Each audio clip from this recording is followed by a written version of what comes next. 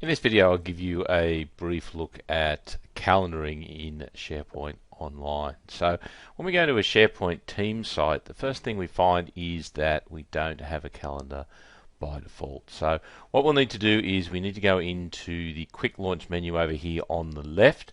We need to select site contents. Now that will show us all the apps that we have in our current team site. You'll notice that there is not one there for a calendar, but it is easy enough to add that, and we do so with the add an app button. So we simply press that and we'll then be taken to the selection for all the apps that we can upload and install on our site. So if we go through the list here, you'll notice that I have some custom ones there as well, but down the bottom here I have a app for a calendar. So I'll select that and I just now need to give it a name, so I will call it calendar just to make it easy. Once I have given it a name, all I need to do then is select create.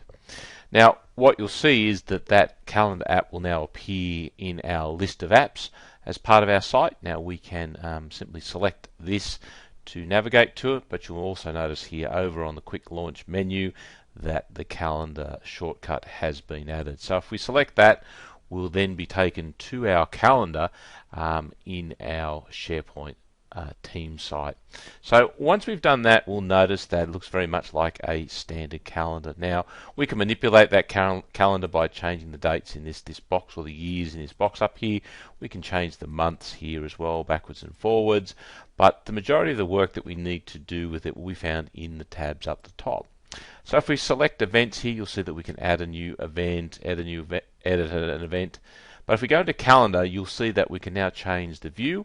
We'll be able to see it by day, by week, and by month. So again, easily to manipulate, easy to work with when it comes to looking at the different ways the calendar can be displayed for us directly in our web browser.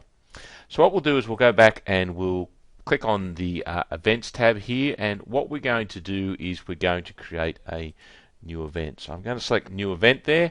It will then pop up a dialog and ask us to put in the details about our event. You'll see that I can set the start time, the end time, and I can put in description.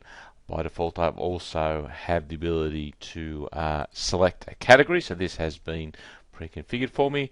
I can elect to make this an all-day activity and also choose whether it is a repeating event. You'll notice here in the menu bar for this item that I can also attach a file if I wish. So when I'm done, I simply select the save button.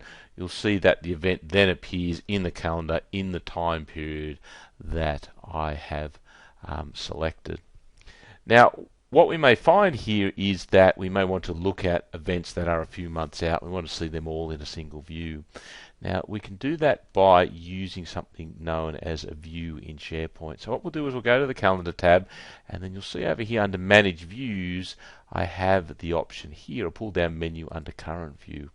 Now the current view that I have is calendar view, which we can see, but if I go to all events, for example, what we'll see is just a generic list of the events that are in a calendar.